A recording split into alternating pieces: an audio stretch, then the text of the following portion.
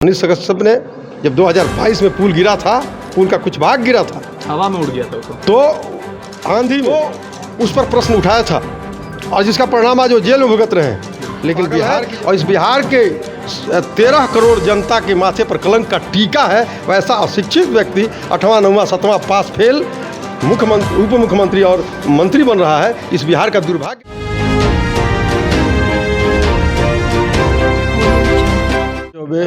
गोपालगंज जिला का एक जागृत युवा है और सामाजिक कार्यों में उसकी रुचि है और सामाजिक कार्यों को लेकर के खास करके आपने देखा होगा छपरा में जब शराब पी करके लोग मरे थे और नीतीश जी ने कहा था कि जो पिएगा वो मरेगा।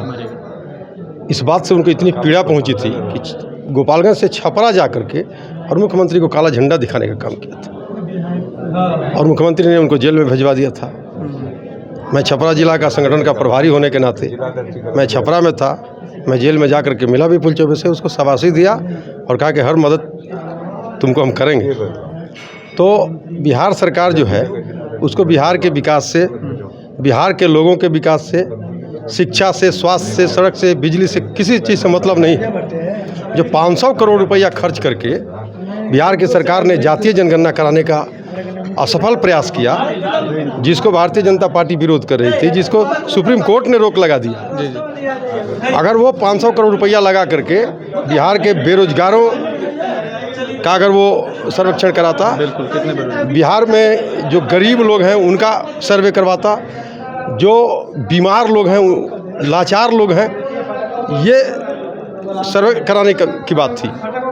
कितने बेघर लोग हैं इस बिहार में, कितने लोग रात में भूख से सो जाते हैं बिना भोजन के, ऐसे लोगों का सर्वे करा करके और जिस तरह से केंद्र सरकार, नरेंद्र भाई मोदी की सरकार आज सबका साथ, सबका विकास, सबका विश्वास और सबके प्रयास से इस देश को ऊंचाई पर ले जा रही है, इस नीतीश सरकार को उससे कोई मतलब नहीं है। जिस भ्रष्टाचार से लड़ने के लिए भारतीय जनता पार्टी में उनको समर्थन किया था, उनको मुख्यमंत्री बनाने का काम किया था, पुनः उसी भ्रष्टाचारियों के साथ गठबंधन करके सरकार चला रहे हैं। एक इस देश का लोकतंत्र का मंदिर जो एक पुराना बना हुआ था, कुछ दिन पहले उसका एक भाग गिर भी गया था और 26 के बाद परिसीमन भी होना है, लोकसभा की सीटें बढ़ने वाली हैं। तो हमारे नरेंद्र भाई मोदी ने एक नया लोकतंत्र का मंदिर बनवाया, संसद भवन, और उस पर हाय तौबा पूरे विपक्ष, देश भर के विपक्षियों ने मचा रखा था। और इसी बिहार में 1717 करोड़, 1717 करोड़ की लागत से जो पुल बन रहा था, और उस पुल जो नीतीश कुमार का ड्रीम प्रोजेक्ट है। और नीतीश कुमार ने 13 में भारतीय जनता पार्टी से अलग होने के बाद जब महागठबंधन की सरकार बनाए, उसमें यही तेजस्वी यादव सड़क मंत्री थे और यही तेजस्वी यादव उप मुख्यमंत्री थे और उस पुल का शिलान्यास नीतीश कुमार ने किया था। और जब शिलान्यास किए थे उसमें उस प्रोजेक्ट की लागत थी 600 करोड़, लेकिन बिहार सरकार की गलत नीतियों के कारण पुल बीच में पिछले साल भी गिरा, बिल्कुल, और आज उसकी लागत बढ़ करके 1717 करोड़ हो गई और पुल बन करके तैयार था, लगभग इसी जून के महीने में हैंडओवर करना था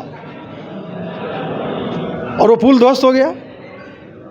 उसके कंस्ट्रक्शन को लेकर के जब भाजपा सरकार में थी तो उस समय के सरकार के सड़क मंत्री, पीडब्ल्यूडी के मंत्री थे नितिन नवीन जी, उन्होंने उस पुल के निर्माण पर रोक लगा दिया था, कहा कि ये गड़बड़ है और उसका जब तक जांच नहीं हो जाता है, रिपोर्ट नहीं आ जाता है, तब तक उसका निर्माण कार्य रोका जाए। लेकिन तेजस्वी यादव ने उसमें एक IAS का भी नाम आ रहा है, 100 करोड़ रुपया रिश्वत चला है, लिया गया है और जबरन उस पुल के निर्माण को चालू कराया गया है और जिसका परिणाम सामने आ गया है।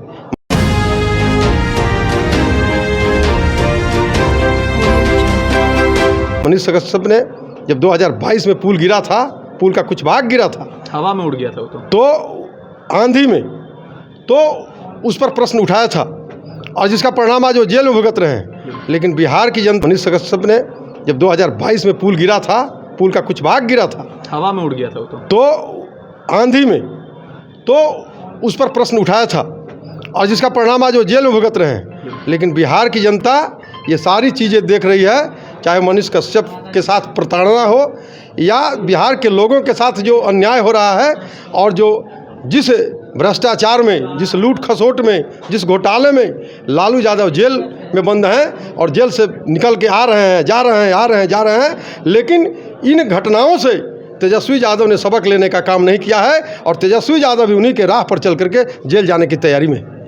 नीतीश कुमार जी बोल रहे हैं कि जो अपराधी है उस पर कानूनी कार्रवाई होगी। तेजस्वी यादव जी बोल रहे हैं कि पुल का डिज़ाइन ठीक नहीं था इसलिए हमने गिरवाया। तेज प्रताप जी बोल रहे हैं कि बीजेपी की साजिश है। तीनों आदमी तीन कल का बयान दे रहे हैं, क्या बोलिए? नीतीश जी तो सठिया गए हैं, नीतीश जी का दिमाग काम नहीं कर रहा है और चूँकि भ्रष्टाचार की भेंट चढ़ गया पुल, इसलिए तेजस्वी कह रहे कि हमने गिरवाया है। और तेज प्रताप के बारे में, उस पागल आदमी के बारे में क्यों पूछते हैं आप लोग? उस पागल आदमी के बारे में कोई सवाल मत पूछिए, उसको कुछ पता ही नहीं है। वो तो कभी राम बनता है, कभी कृष्ण बनता है, कभी धार्मिक धर्म गुरुओं को गाली देता है। तो वैसे पागलों के बारे में चर्चा करके और उसको हाईलाइट करने की आवश्यकता नहीं है। वह महापागल है और इस बिहार के 13 करोड़ जनता के माथे पर कलंक का टीका है। वैसा अशिक्षित व्यक्ति 8वां 9वां 7वां पास फेल मुख्यमंत्री, उप मुख्यमंत्री और मंत्री बन रहा है। इस बिहार का दुर्भाग्य है, इस बिहार के माथे पर कलंक का टीका है। आने वाले 24 और 25 के चुनाव में बिहार की जनता अपने माथे से कलंक का टीका पोंछ करके फेंक देगी। हुए ट्रेन हादसे पे क्या कुछ बोलना चाहिए? लगभग 300 लोगों की उसमें मौत हुई है। देखिए, जो बालासोर में ट्रेन दुर्घटना हुई है वो बहुत ही दुर्भाग्यपूर्ण है और सही कहा आपने, 300 से अधिक लोगों के मरने की पुष्टि हुई है। और आपने देखा होगा उस घटना से प्रधानमंत्री, रेल मंत्री और शिक्षा मंत्री कितने पीड़ित थे। तुरंत हाई लेवल की मीटिंग होती है और ये तीनों लोग बालासोर घटनास्थल पर पहुंचते हैं और सारा जायज़ा लेकर के प्रधानमंत्री तो वापस जाते हैं, लेकिन रेल मंत्री 72 घंटे तक रह करके घायलों को हॉस्पिटल भिजवाना, मृतकों के शव को उनके आश्रितों के पास पहुंचाना और जो ट्रैक गड़बड़ हुए थे उस ट्रैक को ठीक कराना। और जब तक ट्रेन उस लाइन की चालू नहीं हुई तब तक वहाँ कैंप किए थे ज़मीन पर बैठ करके और रात भर सोए नहीं। और ये जनता के प्रति मन में लगाव और घटना से जो लोग प्रभावित हुए उनके प्रति पीड़ा दर्शाता है। केंद्र सरकार, हमारा नारा ही है मोदी जी का, सबका साथ, सबका विकास, सबका विश्वास और सबका प्रयास से आज जो देश आगे बढ़ रहा है, निश्चित रूप से पूरे देश की जनता भारतीय जनता पार्टी के साथ और भाई नरेंद्र मोदी के साथ कदम से कदम मिला करके चल रही है। और 24 और 25 में देश में कोई नहीं दिखेगा, सिर्फ भगवामय हो जाएगा पूरा देश और इस देश को हम लोग परम वैभव के शिखर पर ले जाएंगे और विश्व गुरु भारत को बना करके और तब जा करके भारतीय जनता पार्टी चैन की सांस लेगी। यही हमारा। पप्पू यादव जी का एक बयान निकल के आता है कि जो पुल के ठेकेदार थे वो मोदी जी के रिश्तेदार लगते हैं, वो गुजरात के, इसलिए। देखिए, पप्पू यादव भी अज्ञानी की तरह बात करता है और पप्पू यादव का पृष्ठभूमि जानते हैं ना? पप्पू यादव का पृष्ठभूमि आपराधिक पृष्ठभूमि है। वह बहुत बड़ा अपराधी था और आप जितना भी आज साधु बन जाइए, जनता को आपके चरित्र पर विश्वास नहीं है। और जब दुनिया जानती है कि भारतीय जनता पार्टी जब सरकार में थी तो मंत्री ने काम पर रोक लगा दिया था, वह सिंगला जो कंपनी है ठेकेदार, वह सिंगला लालू यादव, नीतीश कुमार दोनों का बहुत प्रिय व्यक्ति है। जब टेंडर हो रहा था तो ठेकेदारों की सूची में वह सिंगला कंपनी नहीं थी, लेकिन किस परिस्थिति में उसको टेंडर दिया गया ये बताता है कि लालू यादव और नीतीश कुमार से कितना नज़दीकी है। और उसमें एक IAS का भी नाम आ रहा है जो कम से कम 100 से अधिक करोड़ रुपया लेकर के, और फिर जब एक IAS जो उस विभाग का है वो 100 करोड़ रुपया लेता है तो आप समझ सकते हैं कि लालू जी का वंश जो उसी पैसे को खा करके पले बढ़े हैं और उस घोटाले के पैसा का रक्त उनके शरीर में बना हुआ है, वो कितना लिए होंगे। जब प्रतिबंध लगा था कि पुल जब तक जांच रिपोर्ट नहीं आएगा काम प्रारंभ नहीं होगा, तो किन परिस्थितियों में काम प्रारंभ हुआ? तेजस्वी यादव को इस्तीफा दे देना चाहिए। थोड़ी भी नैतिकता बची है नीतीश कुमार में तो तेजस्वी को सस्पेंड करें, बर्खास्त करें, और नहीं तेजस्वी के पास अगर थोड़ा भी नैतिकता हो तो उनको इस्तीफा कर देना चाहिए। अभी तक वहाँ घटनास्थल पर देखने नहीं गए। एक इंजीनियर की मौत हुई। इतना बड़ा घमंडी जनसेवक होता है, इनको बिहार से मतलब नहीं है। इनको अपने परिवार से मतलब है। लालू जी ने लूट करके और 7 पुश्त तक व्यवस्थित कर दिया है, और तेजस्वी जी लूट करके 7 पुश्त और बढ़ाएंगे, 14-15 पुश्त तक बिना कमाए और ठाट से ऐशो आराम की ज़िंदगी जिएंगे। यही उनका काम है, उनको बिहार से क्या लेना देना है। इस प्रकार से बिहार की दुर्दशा है वह बदल नहीं सकती, तो 2024 के चुनाव को लेकर क्या कहना चाहिएगा? 2024 में नरेंद्र मोदी तीसरी बार पुनः शपथ ग्रहण करेंगे प्रधानमंत्री के रूप में, और पूरे देश की जनता तैयार है और उनके साथ है। हमने सबकी सेवा की है। हमने कांग्रेस के प्रधानमंत्री कहते थे कि मैं केंद्र से 100 रुपया भेजता हूँ किसानों के पास, गरीबों के पास तो 15 रुपया पहुँचता है, लेकिन मोदी जी ने किसान सम्मान निधि प्रति वर्ष 6,000 रुपया भेज करके और 6,000 के 6,000 किसानों के खाते में भेजने का यह प्रमाणित कर दिया है कि सरकार जो चाहेगी वो करेगी, और हो रहा है। और लोगों को विश्वास हो गया है कि मोदी जी जो कहते हैं सो करते हैं और कर रहे हैं। इसका लाभ पूरे देश की एक एक जनता को मिल रही है। इस देश में एक व्यक्ति नहीं है जो कह दे कि केंद्र सरकार का बेनिफिट हमको नहीं मिला। कुछ नहीं जिसको मिला है।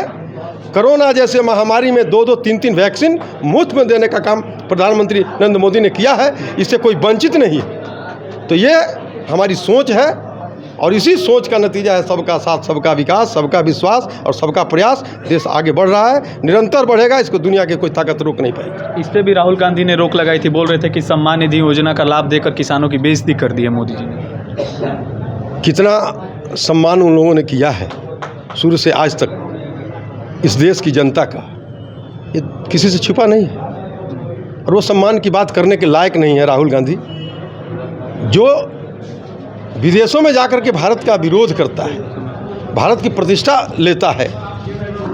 उसकी चर्चा करने में भी हमको तकलीफ़ हो रही है। वैसे व्यक्ति का जो आप गांव में देखते होंगे, देहात में देखते होंगे, पटीदारी में तो देहात का है, एक दूसरे से देखा देखी नहीं होता है, लेकिन जब दूसरा प्रहार करता है तो एकजुट होकर के लोग उसका सामना करते हैं। आज विश्व में भारत का जो चरित्र है उसको कलंकित करने का काम राहुल गांधी कर रहा है, और इस बिहार की नहीं पूरे देश की जनता देख रही है। और राहुल गांधी इस जन्म में क्या 7 जन्म लेगा तो प्रधानमंत्री नहीं बनेगा।